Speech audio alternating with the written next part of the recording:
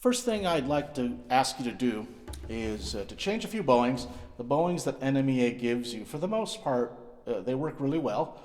I'd like for you to, at the very beginning, in the second half of measure 1, you have those 3/8 notes in the second half of measure 1. I want you to do that, to add that to all of measure 2. So all of measure 2 and the second half of measure 1 will be all in one bow. And then, as another note, make sure that you start this entire excerpt, so that first half note D, in the middle of the bow.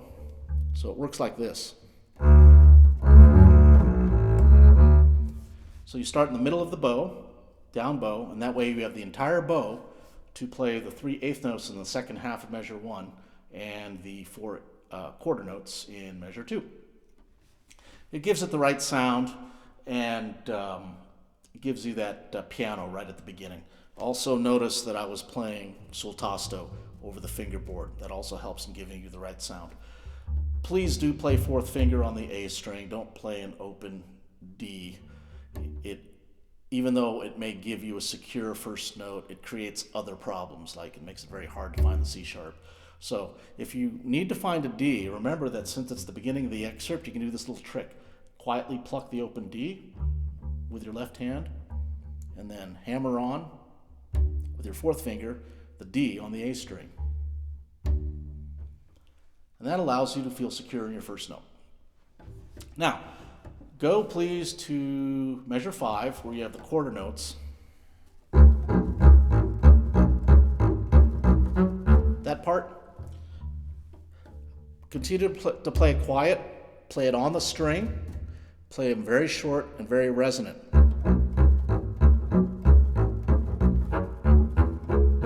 Notice that I'm just using my fingers.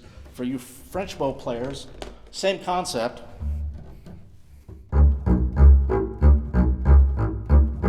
Notice that I'm just using my fingers. I'm not using any arm at all. It'd be very hard to do this passage if I used the arm. So just do it all from the fingers.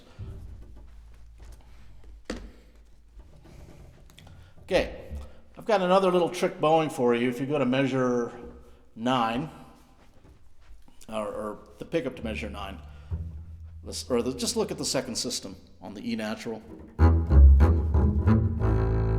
Notice how I do an up-up.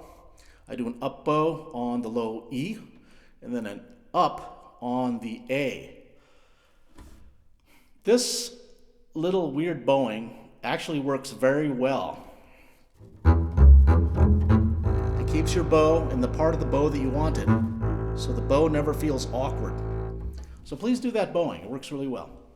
And then after that, you've got at the where it's marked, I'm smiling, pianissimo. It's really hard to do pianissimo. I don't actually recommend doing it pianissimo. Anyone, including myself, not anyone, it's very hard to find people that can play pianissimo but still have a good tone and play it with a proper agile facility. And so I just kind of let it go. If you can do it pianissimo and not sacrifice the tone quality and the execution, then great. Good for you. You'll be the one that gets the big major symphony job if you play all the others excerpts with the same amount of virtuosity. But for right now, for purposes of NMEA, just get a good sound in piano, like at the beginning. Give that low A right at the pianissimo marking a little bit of a tenuto, an expressive tenuto. And same thing here. A little bit of not an accent, just a little bit of a mental long note. Okay, if you go down to the third system, I want you to notice what happens to the half note C natural and the half note G, but I'll back up a little bit so that it's easier to get into it with the context. Vibrate, vibrate, vibrate, vibrate. Very quiet. And you're probably wondering, can that even be heard? Believe it or not, yes. It may sound like it's inaudible to you, but actually it's the perfect amount of decrescendo from a piano or even pianissimo down to less than a pianissimo. And the reason you need to do that is so it makes letter A, the forte, sound really loud and bold. So let's talk about letter A now. You're going to need to, you've been sul tasto up until this point. You're going to need to move the bow now about this far closer to the bridge. So you're going to end, and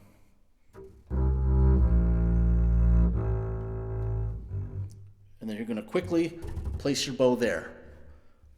And that allows you to get the really nice sound that you want at letter A, bold and with the right stroke.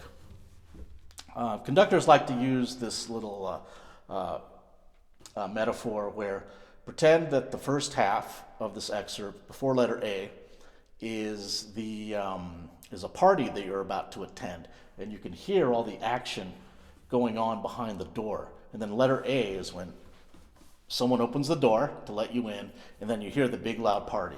And so it's that kind of drama that you still have to have at the beginning, but piano.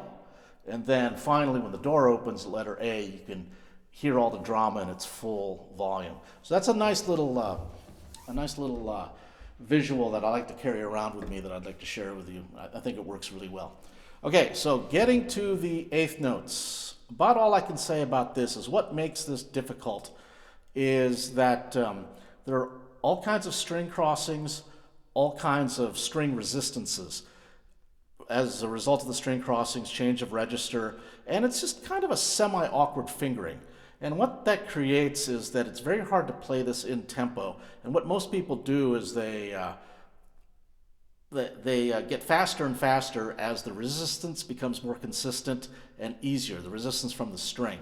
And so you just have to tell yourself to not rush, to take your time, even on the fast eighth notes. This is Brahms. You should never ever be in a hurry. It's a lot like Bach. Never be in a hurry on Brahms. So please just hold back, especially in measure 29 and measure 30. Make sure that you hold back. And finally, the last 7 measures, or last 6 measures, this is a spot. It's your very last impression, and you know how I am about first impressions and last impressions. You've got to make sure that 2 things, that you do a diminuendo. I know that sounds weird, but if you do a diminuendo on each of the 3 eighth note figures, it'll give you that SF in kind of a roundabout way.